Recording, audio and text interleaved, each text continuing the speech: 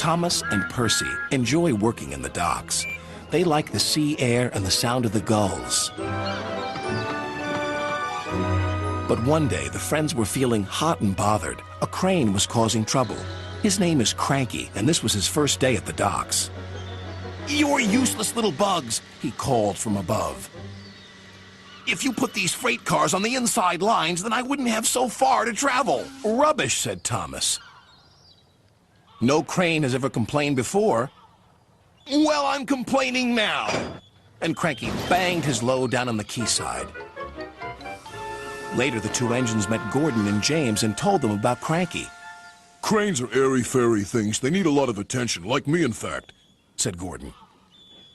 "You should see the situation from Cranky's point of view," said James.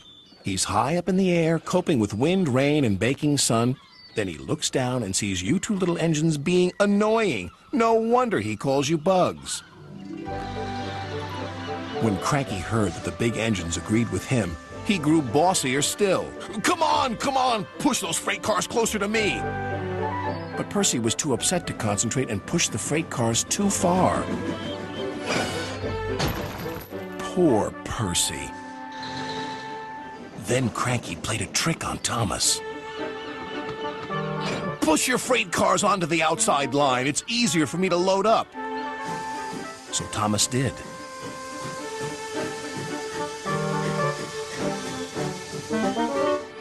But Cranky left the loads beside the freight cars, not in them. "You must have known my arm can't reach you there," complained Cranky. This mix-up caused confusion and delay. Sir Topham Hatt was most upset. "Thomas and Percy, this new crane has an important job to do. I have heard that you have not been helping him today.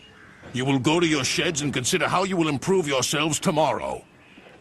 Now Thomas and Percy were upset too.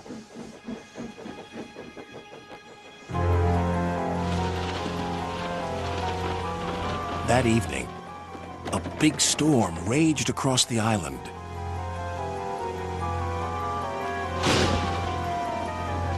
Cranky and the engines were trapped at the docks.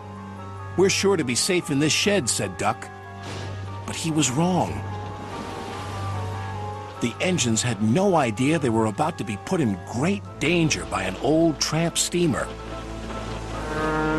It was out of control and running aground, straight into the sheds.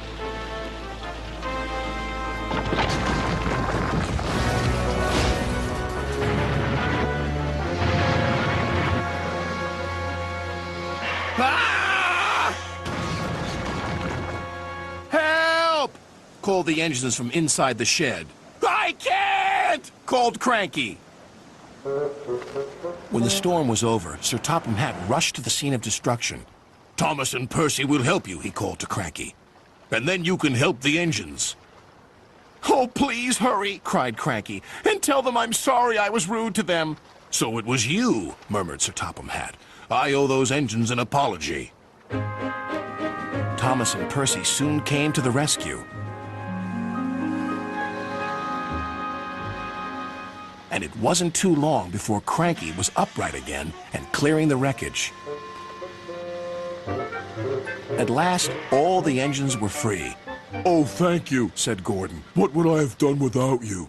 "Well, I had to be rescued before I could help you. But I never thought it would be by a couple of Cranky was about to say bugs, but he quickly corrected himself. Small engines, thank you. I'll never be rude again. However, you two mites are in my way, so move over." "Pa," said Percy, "he's back to bugging us." "Don't move! You're still attached to Cranky." But it was too late. Cranky still looks down on the two little engines. But ever since that stormy night, he never calls them bugs or mites, because he knows they might bite back.